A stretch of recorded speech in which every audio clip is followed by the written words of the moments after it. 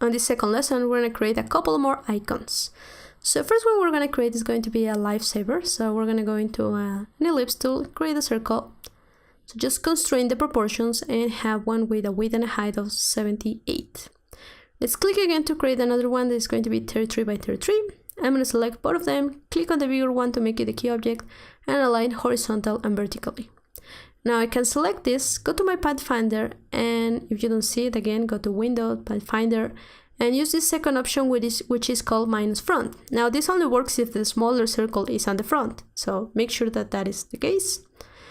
Now if I swap the colors, you can see that the inside is not anymore there, so that's exactly what I want. I'm going to go to my pen tool by pressing P, and let's just create a straight line by pressing Shift and creating another point.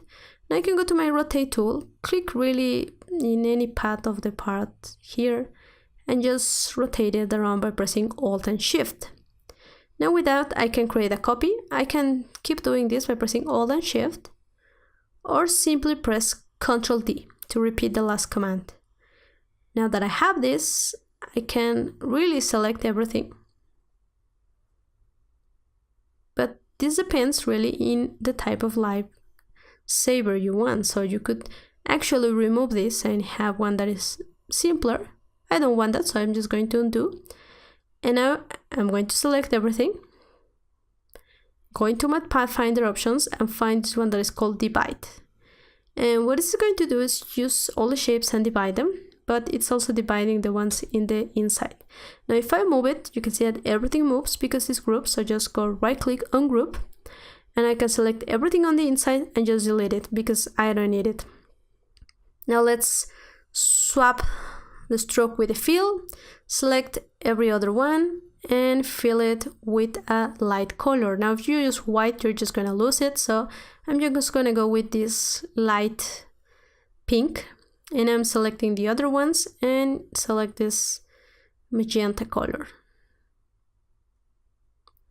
So now that I have it, I can simply group it by selecting everything, going Object Group, or press Ctrl G.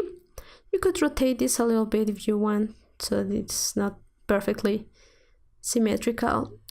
And a good idea as well could be to keep working on our icons. So I'm going to create another ellipse, so it's going to be 40 by 40. It's actually a circle. Using this, I just need the half, so this is going to be an ice cream. Now let's use our rectangle tool, just make a click, and here we can input our width and our height. So 50 by 10.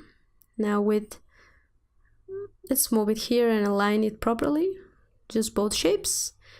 Let's round our corners all the way to the centers. It's going to be 5 pixels.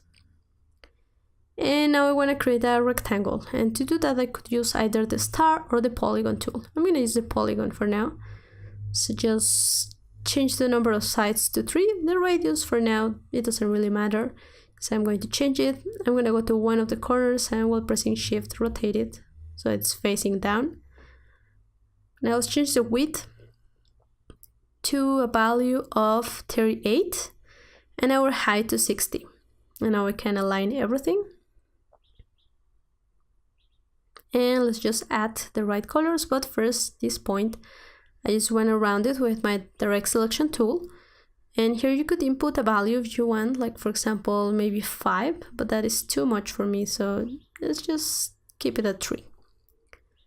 And I can select these two shapes and give it the same color. They are two shapes, but we can make them one actually by selecting both of them and going to our Pathfinder and use Unite.